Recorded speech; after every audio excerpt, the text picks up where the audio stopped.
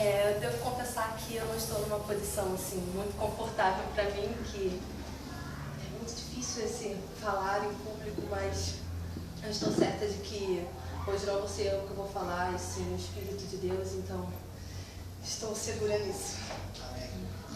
Nessa noite nós lemos 3 textos, um foi em 2 Coríntios, um outro em Lucas e um em Salmo 65. Eu vou me fixar nessa noite no texto de Salmo 65 e eu queria reler, vocês podem abrir, por favor.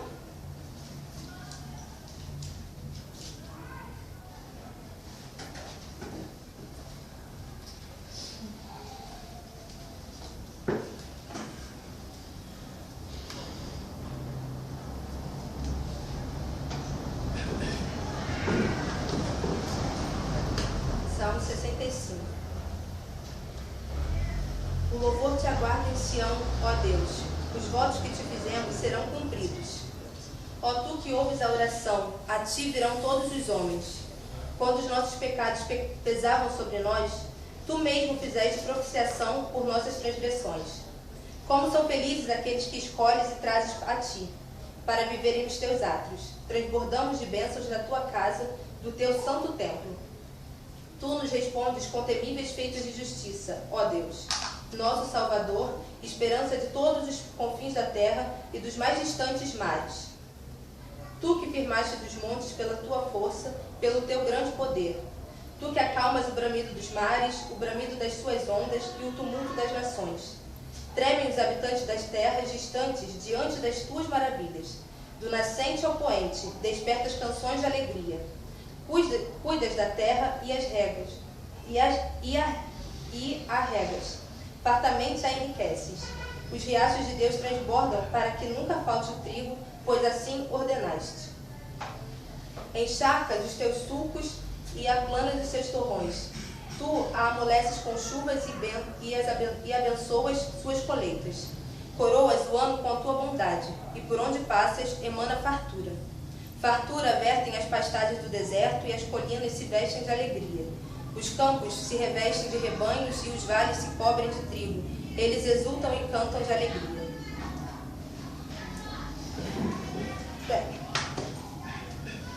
Você precisa dele para fechar? Me agradecer. Obrigada. No versículo 1, o salmista Davi diz: o louvor te aguarda em Sião, ó Deus. Os votos que te fizemos serão cumpridos.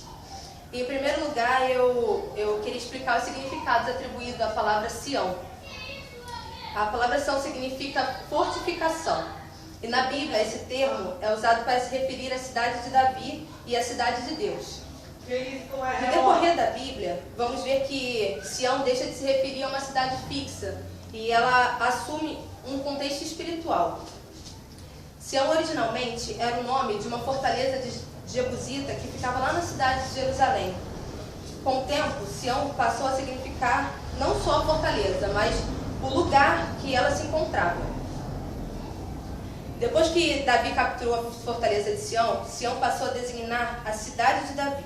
Podemos ver isso lá em 1 Crônicas, no capítulo 11, versículo 5. Vocês já precisam abrir, eu vou ler. No entanto, Davi conquistou a fortaleza de Sião, a cidade de Davi. Só um trechinho. E quando Salomão construiu o templo de Jerusalém, a terra de Judá e o povo de Israel o povo de Israel como um todo passou a receber o nome de Sião. E, num sentido teológico, Sião é usado figurativamente para Israel como povo de Deus. Nós vamos ver que no decorrer da história, andando mais para frente, já no Novo Testamento, esse significado se estende ao cristão, que quando uma pessoa se torna cristão, ela assume o reino espiritual de Deus. E aí esse termo, se encaixa também a nós cristãos.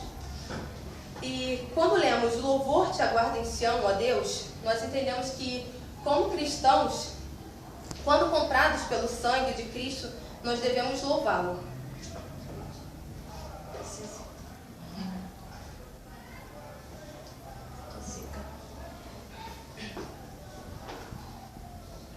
Por Jesus Cristo, nós assumimos essa posição de Sião, povo de Deus. O reino dele e esse povo que Davi diz que deve louvá-lo. No versículo 3, quando Davi diz: quando os nossos pecados pesavam sobre nós, tu mesmo fizeste propiciação por nossas transgressões. Nós estaríamos mortos nos nossos pecados e nos nossos delitos. E o peso do pecado que havia sobre nós nascemos com essa condição, com essa natureza. E esse pecado não tem nada que nós... Não havia nada que nós podíamos fazer por nós mesmos para tirar esse peso do pecado. E quando ele diz que tu mesmo fizeste propiciação por nossas transgressões, Jesus levou na cruz esse peso do nosso pecado. E ele nos resgatou, nos tirando do reino do pecado e nos trazendo para o reino de Deus. E é nesse momento que nós somos chamados de Sião, quando nós somos resgatados pelo Senhor e assumimos a posição de povo e reino de Deus. Davi se refere a um louvor pela salvação, porque quando comprados por Jesus e adquirimos esse significado de Sião, é aí que nós devemos louvá-lo. E eu pensei bastante sobre esse texto durante a semana, e um versículo que me chamou muita atenção foi o versículo 4, quando Davi diz: como são felizes aqueles que escolhes e trazes a ti, para viverem nos teus atos. Transbordamos de bênçãos da tua casa e do seu santo templo. Eu li e reli esse texto e fiquei pensando nessa felicidade, como deve ser a felicidade de um cristão. E porque fomos escolhidos e levados a Ele. E essa salvação não vem de nós, é dom de Deus. E eu fiquei pensando que nós somos bem-aventurados em Cristo, que a salvação sim deve ser o motivo da nossa alegria. E pensei quantas vezes nós pautamos a nossa alegria em coisas diferentes da salvação. Muitas das vezes nós ficamos felizes por algumas bênçãos, por promessas do Senhor, por as coisas que Deus pode nos dar, pelas coisas que nós fazemos, e de repente a nossa motivação pode estar errada. Lá em Abacuque, capítulo 3, versículos 17 e 18,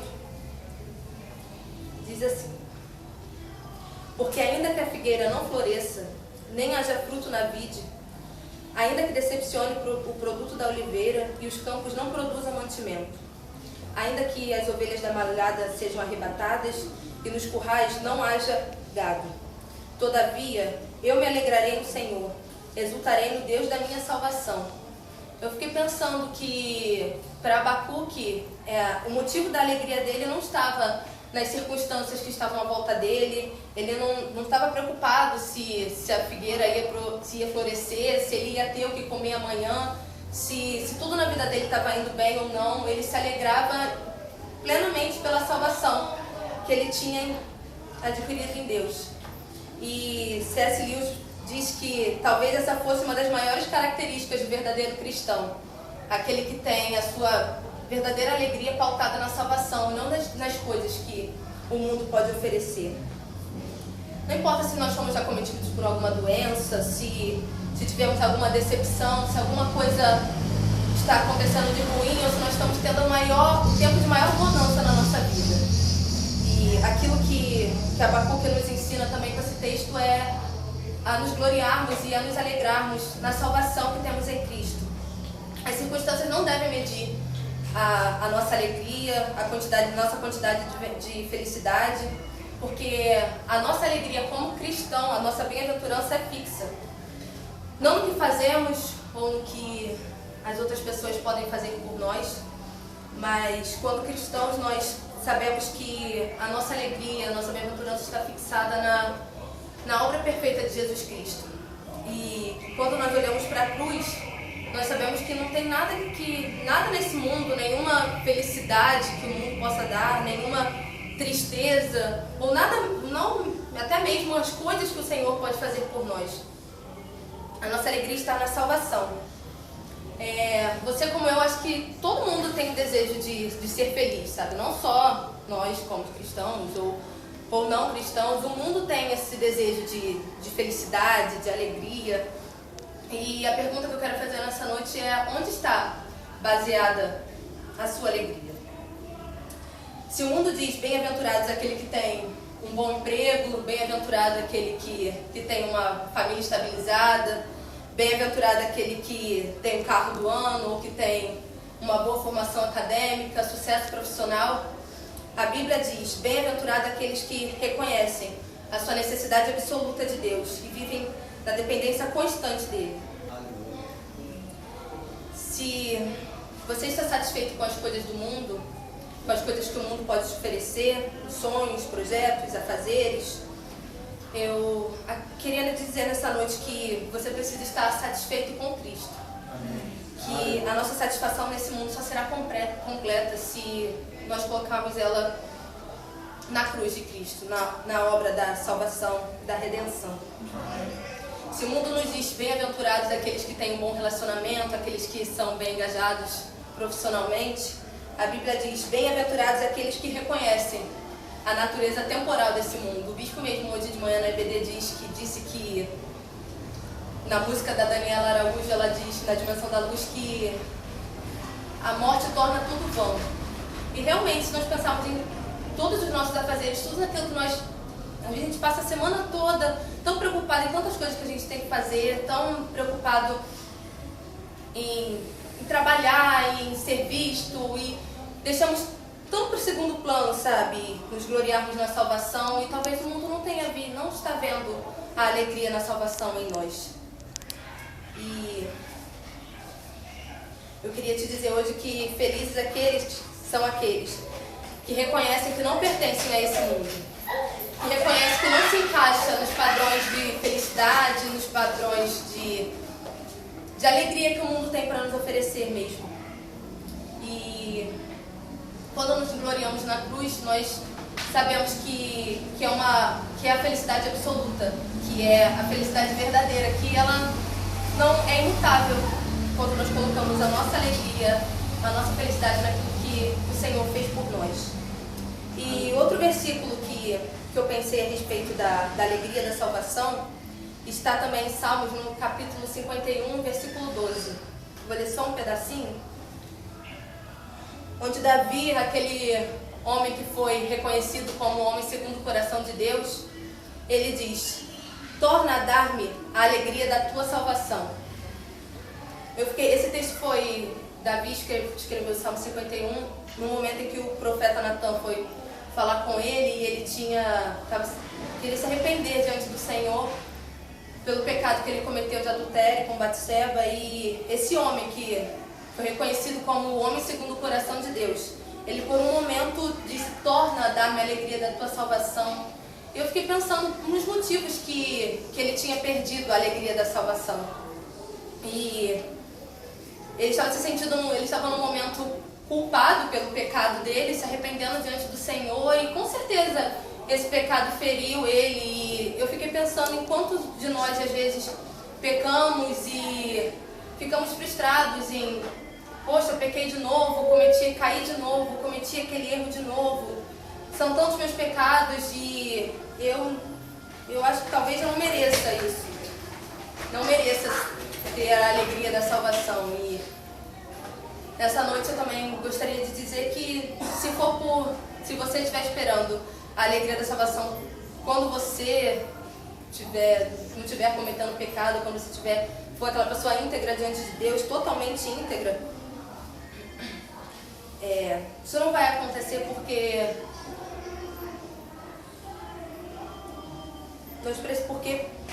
nós somos pecadores e essa condição é nossa. E se por algum momento a alegria da salvação foi ofuscada pelo peso do pecado, eu queria te dizer que no momento que nós olhamos para a cruz de Cristo, para a salvação, e no momento que nós conseguimos nos arrepender e louvar a Ele pela obra de redenção que Ele fez na nossa vida, Ele é a pessoa que nos dar a alegria nele. Aleluia. E só por Jesus, só por meio de Jesus nós podemos dizer como são felizes aqueles que escolhes e trazes para ti. Eu fiquei pensando muito nesse versículo e e achei ele assim muito bonito. E hoje de manhã também na hora da liturgia eu pensei, estava lendo como nós fazemos a confissão dos pecados, nós dizemos: manifesta a tua salvação e manifesta a tua compaixão e dá-me a alegria da tua salvação. Eu fiquei pensando nisso, como quando nós confessamos a Deus pelo pecado, é Ele que pode trazer de volta, sabe? Manifestar a alegria de ser salvo, nos trazer novamente essa alegria.